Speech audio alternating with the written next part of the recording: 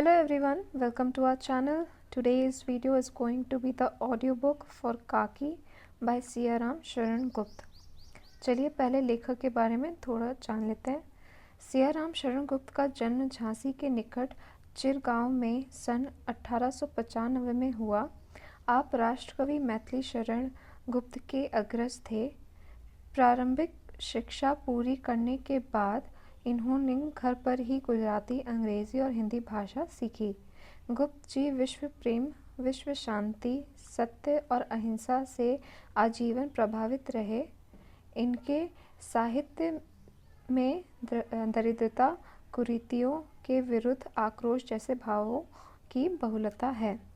अब चलिए कहानी पर बढ़ते हैं। काकी। उस दिन बड़े सवेरे श्यामू की नींद खुली तो उसने देखा कि घर भर में कोहराम मचा हुआ है। उसकी माँ नीचे से ऊपर तक एक कपड़ा ओढ़े हुए कंबल पर भूमि शयन कर रही है और घर के सब लोग उसे घेर कर बैठे बड़े करुण ढंग से विलाप कर रहे हैं।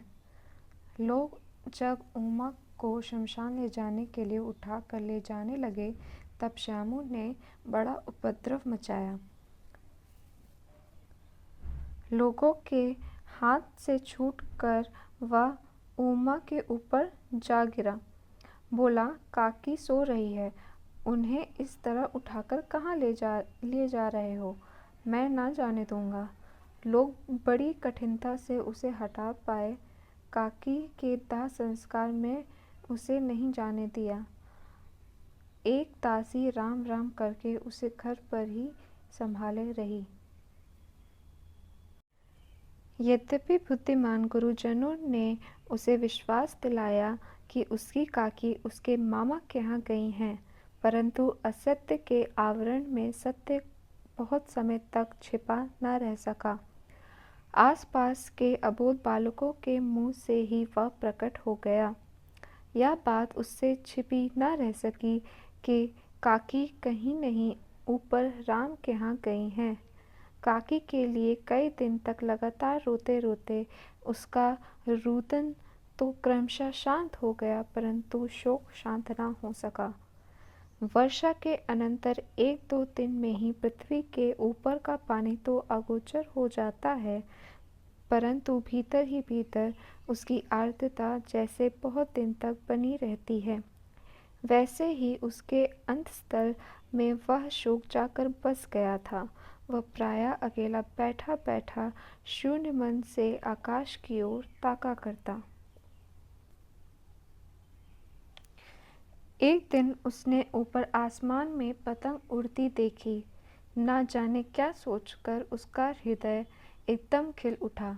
विश्वेश्वर के पास जाकर बोला, काका, मुझे एक पतंग मंगा दो। पत्नी की मृत्यु के बाद विश्वेश्वर अन्यमनस्क रहा करते थे। अच्छा, मंगा दूंगा कहकर वह उदास भाव से कहीं और चले गए। श्यामू पतंग के लिए बहुत उत्कंठित था। वह अपनी इच्छा किसी तरह रोक न सका। एक जगह खूंटी पर विश्वेश्वर का कोट टंगा हुआ था। इधर उधर देखकर उसने एक स्टूल सरका कर रखा और ऊपर चढ़कर कोट की जेबें टटोली। उनमें से एक चवन्नी का आविष्कार करके वह तुरंत वहां से भाग गया। सुखिया दासी का लड़का भोला श्यामू का समवयस्क साथी था। श्यामू ने उसे चवन्नी देकर कहा, अपनी जीजी से कहकर गुपचुप एक पतंग और डोर मंगा दो। देखो खूब अकेले में लाना, कोई जान ना पाए। पतंग आई। एक अंधेरे घर में उसमें डोर बांधी जाने लगी। श्यामू ने धीरे से कहा, भोला, किसी से ना कहो तो एक बात कहूँ? भोला ने सिर हिलाकर कहा, नहीं, किसी से नहीं कहूँगा। श्यामू ने सिर हिलाकर कहा, मैं यह पतंग ऊपर राम के यहाँ भेजूँगा। इसे पकड़कर काकी नीचे उतरेंगी। मैं लिखना नहीं जानता, नहीं तो इस पर उनका नाम लिख देता। भोला श्यामू से अधिक समझदार था। उसने कहा, बात तो बहुत अच्छी है, परंतु एक कठिनता है। यह डोर पतली है, इसे पकड़कर काकी उतर नहीं सकते। इसके टूट जाने का डर है। पतंग में मोटी रस्सी हो तो सब ठीक हो जाएगा। श्यामू गंभीर हो गया। मतलब यह कि बात लाख रुपए की सुझाई गई है, परंतु कठिनता यह थी कि मोटी रस्सी कैसे मंगाई जाए। पास में दाम है नहीं और घर के जो आदमी उसकी काकी को बिना दया माया के जला आए हैं, वे उसे इस काम के लिए कुछ नहीं देंगे। उस दिन श्यामू को चिंता के मारे बड़ी रात तक नींद नहीं आई। पहले दिन की तरकीब से दूसरे दिन उसने विश्वेश्वर के कोट से 1 रुपया निकाला, ले जाकर भोला को दिया और बोला, देख भोला, किसी को मालूम ना हो पाए, अच्छी अच्छी 2 रस्सियाँ मंगा दे, 1 रस्सी ओछी पड़ेगी।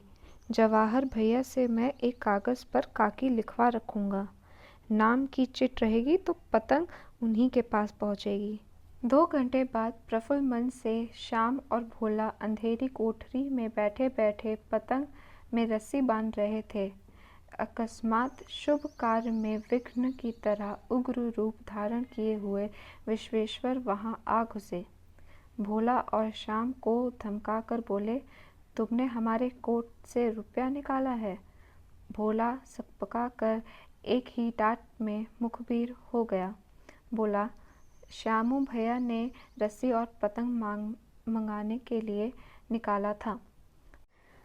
विश्वेश्वर ने श्यामू को 2 तमाचे जड़कर कहा, चोरी सीख कर जेल जाएगा।